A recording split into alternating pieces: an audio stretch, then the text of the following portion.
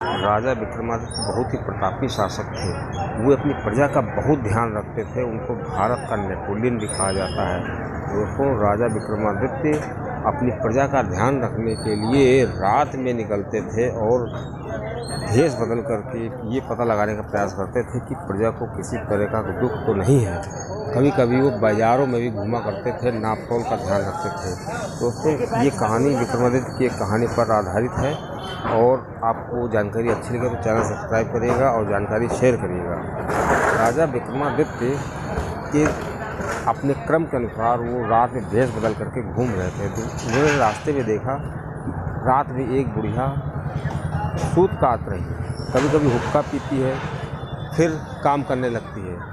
तो राजा विक्रमादित्य वहाँ रुके। उन्होंने उस बुढ़िया से पूछा कि माता जी बताइए, आप कुछ परेशान सी लग रही हैं, क्या मैं आपकी मदद कर सकता हूँ? तो बुढ़िया ने कहा, आप पथिक हैं, रास्ते में जा रहे हैं, आप अपने रास्ते जाइए, हमको अपना काम करने दीजिए। राजा ने कहा, नहीं माता जी, मैं आपकी कुछ मदद करना चाहता हूँ, बताइए क्या आप क्यों परेशान लग रही हैं? तो ऐसे में उस बुढ़िया ने कहा, ठीक है, मैं आपको अपनी परेशानी बताती हूँ, लेकिन अगर आप मेरी ये परेशानी दूर नहीं कर पाए तो 6 महीने के भीतर आपकी मृत्यु हो जाएगी। तो राजा ने कहा, ठीक है, बताइए आप, ऐसी क्या बात है?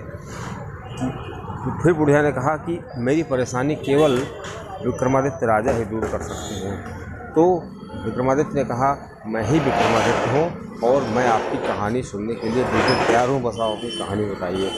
बुढ़िया ने विक्रमादित्य से कहा कि मेरी एक जवान बेटा और बहू थी, दोनों रात में बिस्तर पे सो रहे थे। सुबह देखा तो वो गायब मिले और बिस्तर पे 2 पत्थर बन गए। मैं बहुत ही परेशान हूँ, तब से मैं पागल सी हो गई हूँ।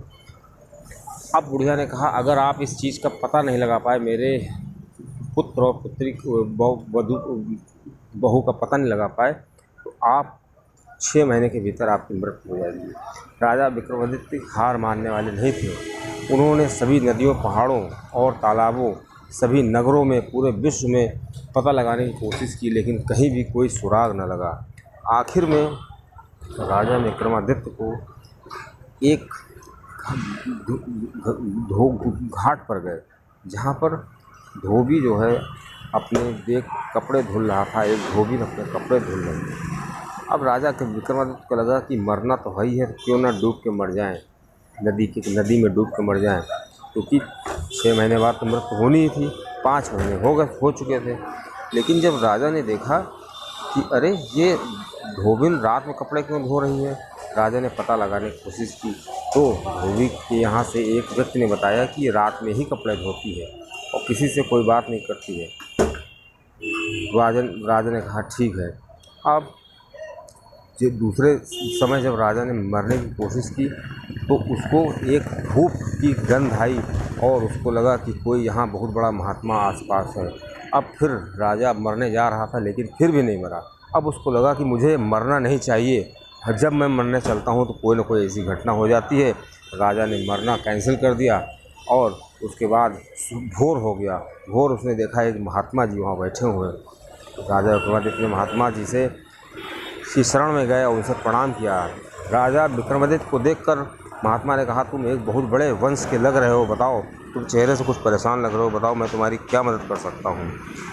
तो राजा विक्रमादित्य ने अपनी पूरी कहानी बुढ़िया की बता दी और ये भी कहानी बताई धोबी जो कपड़े रात में धोती है। दोस्तों, महात्मा ने कहा कि इन दोनों कड़ियों का संबंध एक है, बस आपको करना ये है कि उस धोबिन की लड़की से शादी कर लेनी है जो रात में कपड़े धोती है। राजा विक्रमादित्य खूबसूरत थे, नौजवान थे। उसने धोबी से जब प्रस्ताव रखा, धोबी ने अपनी पुत्री का विवाह उससे करने के लिए बिल्कुल हामी भर दी। राजा विक्रमादित्य ने शादी कर दी, लेकिन उसने एक शर्त रखी थी कि मैं रात में क्या करती हूँ उससे आपसे कोई मतलब नहीं है और मैं आपसे डायरेक्ट बात नहीं करूँगी, मैं नौकरानी के थ्रू आपसे बात करूँगी। राजा विक्रमादित्य मान गए, क्योंकि उनको बुढ़िया के लड़कों का पता लगाना था। अब राजा विक्रमादित्य को उस महात्मा ने 3 गोलियां दी और कहा, तुम जब ये गोली खा लोगे तो तुम विलीन हो जाओगे, तुमको कोई देख नहीं पाएगा। राजा विक्रमादित्य ने रात में गोली खा ली और जब उसकी पत्नी वो नृत्य करने जाती थी, इंद्र के दरबार में नृत्य करती थी जा करके रात में, अब राजा विक्रमादित्य को भी वहाँ जाने की सलाह दी थी उस महात्मा ने। अब जो इंद्र की सभा में जाने के लिए जब वो तैयार हुई तो एक पीपल के पेड़ के पास गई और पीपल के पेड़ पे बड़ी ऊंची ऊंची शाखाएं थी। वो उस ऊंची शाखा पर चढ़ गई और पीपल के पेड़ से कहा, मुझे आप वहाँ ले चलिए इंद्र की सभा में। पीपल चल दिया। बीच में विराजमान विक्रमादित्य भी बैठ गए और विक्रमादित्य भी अपना भेष बदले हुए थे और वो वहाँ पर इंद्र की सभा में पहुँच गए। वहाँ पे ढोलक बज रही थी, लेकिन वो ढोलक वाला सही ढोलक नहीं बजा पा रहा था, इसलिए इंद्र ने ढोलक बजा। इंद्र के सभा में जो विक्रमादित्य जी थे उन्होंने गोली मुँह से निकाली और वो मनुष्य के भेष में आ गए और उन्होंने ढोलक बजाना शुरू कर दिया। और ढोलक बजाते इतनी मधुर ढोलक बजाई कि इंद्र ने प्रसन्न होकर उसको एक हार दिया और हार ढोलक वाले ने राजा विक्रमादित्य को दे दिया। विक्रमादित्य ने वो अपने जेब में रख ली। अब इधर विक्रमादित्य सुबह होते ही पहले ही आकर के अपने बिस्तर पे सो जाता था। उसने नौकरानी से कहा कि मैंने बहुत सुंदर स्वप्न देखा है कि मैं इंद्र की सभा में गया हूँ, वहाँ पे इंद्र ने मुझे एक बहुत ही अच्छी माला दी है। और वो माला जब नौकरानी पूछा वो माला कहाँ है, उसने कहा सामने अलमारी में रखी है। अलमारी में माला देखकर नौकरानी अचंभे में पड़ गई। जब पता चला अप्सरा को, उसकी पत्नी को पता चला तो वो समझ गई कि दाल में कुछ काला है। दूसरे दिन फिर इंद्र गया। इंद्र की सभा में वो विक्रमादित्य जी गए और ढोलक बजाई। उन्होंने उस दिन और अच्छी ढोलक बजाई तो प्रसन्न होकर के इंद्र ने उनको काफ़ी पुरस्कार दिए, काफ़ी ऐसे चिन्ह भेंट किए जो स्वर्ग के चिन्ह थे। वो जब ढोलक वाले को मिले, ढोलक वाले ने वो राजा विक्रमादित्य को दे दी। राजा विक्रमादित्य फिर अपनी पुरानी करतूत की तरह फिर वो जल्दी आकर के सुबह वहाँ सो गए और फिर नौकरानी से कहा, मैंने सुंदर सपना देखा है कि इंद्र मुझे बहुत ही स्वर्गीय पुरस्कार दे रहे हैं जो पृथ्वी पर संभव नहीं है। तो नौकरानी ने पूछा, वो पुरस्कार कहाँ है? तो राजा विक्रमादित्य ने इशारा किया कि वो देखो अलमारी पर रखा हुआ है। अलमारी पर देखकर नौकरानी बहुत अचंभे में पड़ गई। अब ये दो घटनाएं देख करके उसकी जो पत्नी थी, जो अभी तक उससे नहीं बोलती थी, अब उसको बोलने के लिए मजबूर होना पड़ा। वो आखिर बोल ही दी कि ये क्या बात है, आपको जो ये घटनाएं हो रही हैं, ये इंद्र की सभा में घटनाएं होती हैं, ये आप कैसे पता चल जाता है? तो राजा विक्रमादित्य ने कहा, आपसे क्या मतलब? आपने कहा था कि हम रात में कुछ भी करें, इससे आपको कोई मतलब नहीं है। तब उसने अपनी हकीकत बताई कि मैं अप्सरा हूँ और मैं जो है मैं ही जा कर के वहाँ पे नृत्य करती हूँ। अब राजा ने सोचा कि क्यों ना इससे हम कहें कि इंद्र भगवान से कहे कि हमको बुढ़िया के बच्चों के बारे में बताए कि वो कहाँ हैं।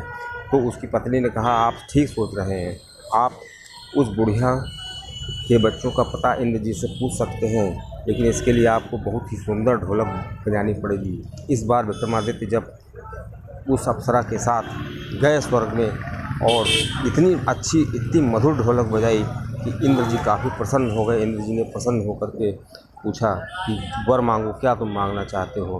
तो ढोलक वाले ने कहा, मुझे क्या चाहिए, मुझे तो अक्सर मिलता रहता है, यही जिसने बजाई है उससे पूछो। इंद्र ने जब उससे पूछा तो इंद्र से उस राजा विक्रमादित्य ने कहा, बुढ़िया की सारी बात बताई। कहा, बुढ़िया के बच्चों का पता चाहिए हमको, बुढ़िया वो बच्चे कहाँ हैं? तो इंद्र जी ने कहा कि वो अप्सरा ने पहले ही बता दिया था उसको कि वो वहाँ बर्तन वगैरह मांजते हैं, सफाई करते हैं। इतने में क्या था कि वो जो हैं, जब नृत्य समाप्त हुआ तो वो दोनों जो बर्तन मांज रहे थे उनका पता चल गया और उनको स्वर्ग से मुक्त कराया गया। इस प्रकार की कथा समाप्त हुई।